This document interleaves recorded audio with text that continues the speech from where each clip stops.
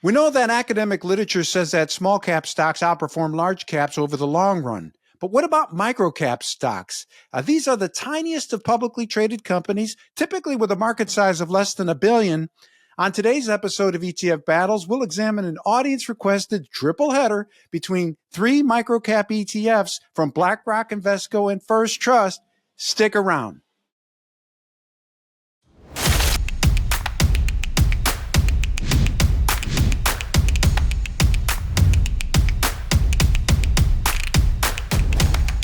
This is ETF Battles. I'm Ron DeLegge. It's great to see you again. This is the place where we congregate to analyze and judge ETFs versus each other. If there's an ETF battle that you'd like to see, send me your ETF tickers in the comment section below or on our X feed at ETF Guide.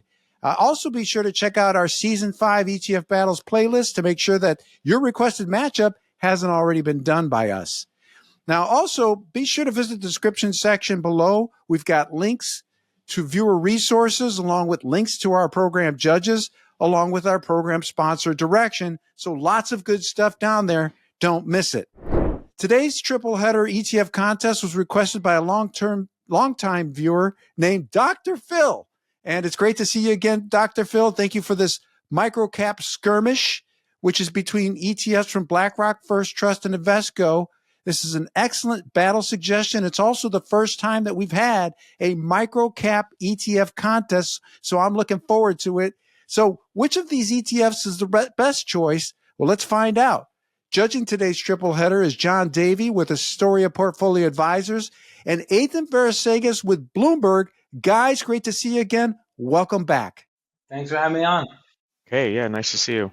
Well, our four battle categories are cost, exposure, strategy, performance, and mystery. The mystery categories where you, our judges, can choose any factor or thing that you feel is crucial to today's contest. Our judges can also nominate wildcard ETFs if they feel is a better choice elsewhere, or they can opt for split decisions. Now, I'll be keeping score. At the end of the program, we'll declare an overall winner. And keep in mind that none of these battle outcomes are ever predetermined or known in advance by myself or our judges. Let's kick things off with the first category, cost. Athan, please get us started. Yeah, I don't know. I've been doing this with you for a while. I don't know if I've seen one where all three ETFs are exactly the same expense ratio. They're all 60 basis points, which is really interesting. But I haven't looked at these in a while, and I was shocked by how much assets they have. IWC, the iShares one, has almost 900 million. First Trust has almost 200 million, and then DWAS, which is the Invesco one, almost $1 billion, which is really, really impressive. Of the three, IWC tends to trade a little bit more than the other ones, so the spreads are a little bit tighter with there. It's really tough because we're all the same, but if I had to pick an edge, I would give it IWC just because of its tradability. It tends to have much tighter spread, so sort of an all-in cost, they would be probably the cheapest on my radar, so I'll give that one to IWC. Well, that's a strong start. Thank you, Athan. John, you're up next. How do you see it when it comes to cost? Same as Tom. They're all kind of pretty high in general. But these are small cap stocks, right? So I wouldn't let that hinder you as an investor. Like these are gonna have much more higher expected returns than compared to, let's say, a large cap value or growth ETF. So in case of two of them specifically, they're really more micro cap. So I think it's it's okay to look past the high level expense ratio. Obviously, be careful when trading, bid offers, intraday liquidity. Make sure you use limit orders. Make sure you work with a trading desk if you're trading big size, because they can kind of access the underlying basket to circumvent the liquidity of the secondary market. But it's essentially a tie. All right, very good. Thank you, John. That takes us next to exposure strategy. John, you're still up, so break it down for us. They're in the small cap space, but even one notch below in the case of IWC and FDM, which is micro cap, so even smaller than small cap stocks. I tend to like the DWS one a little bit more. So they use relative strength indicator, kind of use like a momentum signal. So at our firm, we believe in mixing factors in the portfolio. So the more factors you mix, historically, the higher up on the Fisher frontier you get. So if you're mixing like the small cap factor and then having like a momentum overlay, And you can see that clearly in the performance, which DWAS has significantly much better performance. It's also more concentrated, with just 200 stocks. So my overall winner is DWAS for like more specific exposure, better exposure, and then just the multiple factors that they're looking at when building a portfolio. Athan, you're up next. How do you see it when it comes to exposure strategy? Yeah, that was really great. A couple things. They're all indexed, right? So IWC would be a Russell index. First Trust uses like a Dow Jones, S&P, and then DWS uses like a Dorsey, right? Like what John was saying, they're very big into like relative strength and momentum. So that has that extra overlay. One thing I noticed, I mean, traditionally with smaller caps, you're going to get a lot of like regional banks and whatnot. So you do get a lot more banks in the First Trust product. So just keep that in mind. I know there was the whole New York Community Bank and SVB. Like just keep that in mind with some of the regional banks. You're going to have more of that in the First Trust product. Then you get a lot more biotech in IWC and then the DWS one. That one's kind of interesting from like an M&A perspective because a lot of these tend to be targets for some of the larger biotech firms. So you probably have more M&A activity or names that might get pulled out of there because they're getting acquired.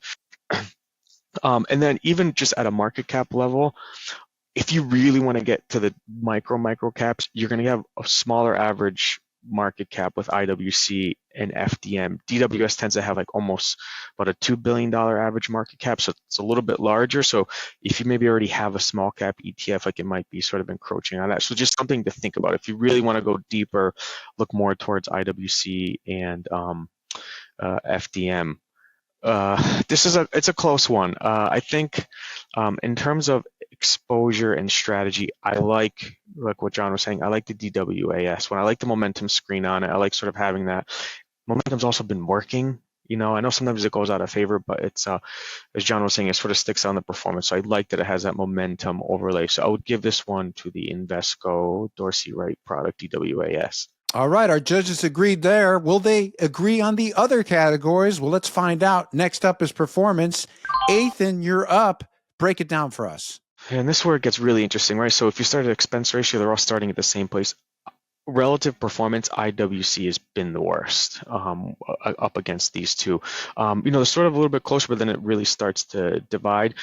Again, with that momentum overlay, DWAS really starts to, over the longer term, 5-10 year, it starts to really look really great and really separate from the other ones. Now, keep in mind, all three of these are going to lag the S&P. Like they've all lagged it, right? And it's just small caps have had it, small and micro caps have had it rougher. But the DWAS product is not that far off. Like it's done pretty well. Like, so I know, and even in that, I think that also goes in parallel with just having a higher average market cap.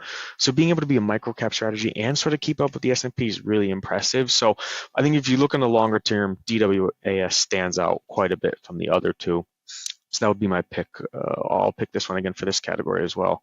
John, you're up next. How do you see it when it comes to performance between these three ETFs? So DWAS wins year to date on a 1 year, 3 year, 5 year, 10 year since inception. It's not close at all.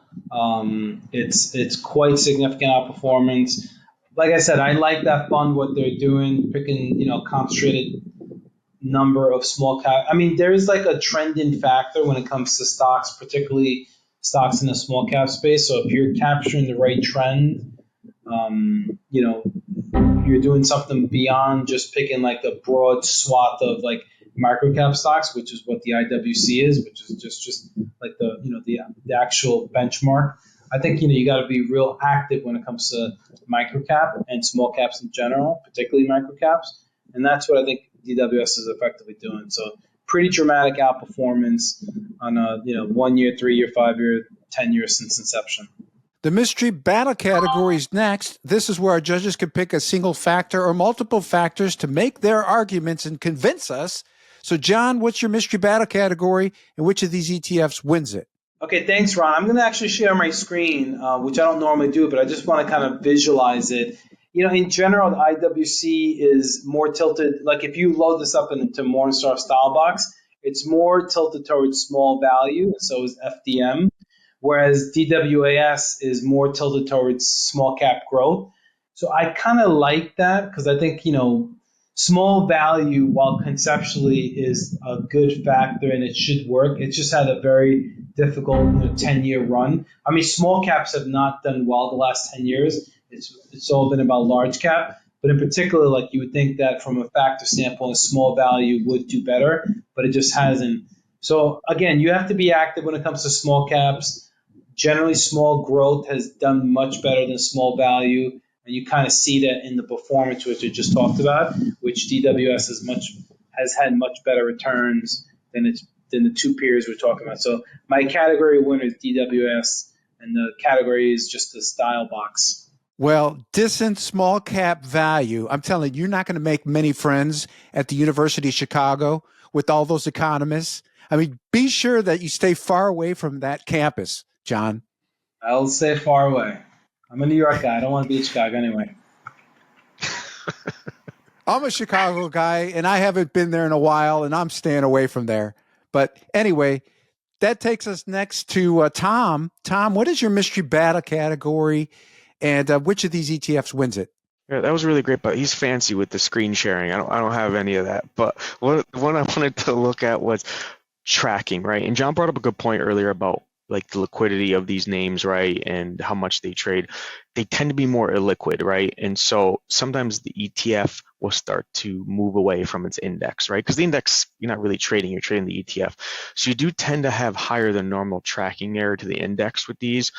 So IWC over like a 5-year period lags its index by 1%, which is like a lot, right? 5% for the first trust product, 4% for the DWS product. So even though it doesn't tend to matter, because IWC is actually the worst performer, so it doesn't matter that it tracks its index better because that index has been worse. But just from a liquidity perspective, if that's something that's top of mind, IWC tends to be more liquid. The basket's more liquid than some of these other names. So on that tracking, and again, microcaps and small caps tend to have higher tracking error, but on that, I will give this one to IWC. I think it's just got a more liquid basket and it trades better than some of the other ones. So in terms of just sort of tracking your index, it's much closer than the other ones. Well, let's give our judges a final chance to weigh in with their overall battle winner. Athan, give it to us. Yeah, this was a good one, but I think it's pretty clear it's DWAS, right? It's got the same expense ratio. It's the biggest product. I like the momentum overlay. I like the basket. I like the performance. It sort of checks it all. So I think for someone looking for sort of interesting micro cap exposure, this is probably a good choice. So I'm going to give my overall winner is going to be the Invesco product, DWAS. Just be careful on the tickers because if you put in DWAC, you get the Trump SPAC, I think. Like just one ticker off. Yeah. So I did that a couple times when I was putting it in. So just make sure it's an S, not a C, because you're gonna get a very different fund. That's a big difference. Thank you so much for the alert and the warning. The other thing I will mention, and I wanted to ask you this, does the fact that DWAS, the fact that it leans more towards the smaller cap versus the purista micro cap, does that bother you? No, no. I mean, it's always kind of hindsight, right? Because the performance has helped. I like, there's something that John said too. I like that it's got the momentum screen, and I think that's I feel like with that screen, it starts to.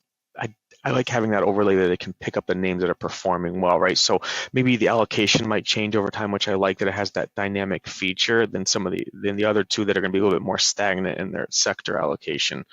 So that's a big advantage for that product. John, your final chance to weigh in with your overall winner. Yeah, so I think as we the listener and the viewer has probably noticed by now, but I'm a fan of DWS. I just think it has better performance, better methodology. It's more tilted towards like small growth, less away from small value. I would want to be more active in a niche area like small cap. So rule of thumb is you're supposed to be more active in small, international, fixed income. So what DWS is doing is more active in my mind. So I quite like that, and the performance kind of backs it up. So overall category DWAS. Well, our judges have spoken, and according to my battle scorecard, today's winner is DWAS, and that is the ETF from Invesco, the Dorsey Wright Small Cap Momentum ETF. And our judges, what do you know? They agreed in most categories. They agreed in exposure strategy, performance, and then overall winner. Both of them, they agreed that DWAS was the better choice. It does lean more heavily, as noted by our judges, towards small cap growth. But listen, that hasn't hurt performance. It's also got a better methodology. It's more active, according to our judges. And that particular ETF was able to garner the votes. And so put that one on your watch list if this is something you're looking for in the small cap / micro cap space. Thank you again, Athan and John, for sharing your timely insights with us on today's ETF Showdown. Keep up the good work. Yeah, thanks for having me. Thanks, Ron. Thanks, Tom. Visit the description section below. We've got research links to our judges. Get in touch. And while you're there, check out the link to our program sponsor, Direction. I'm Ron DeLegge. Thanks for watching ETF Battles. Keep your ETF battle requests coming. Hit me up in the comment section below or on our X feed at ETF Guide. We'll see you on the next episode.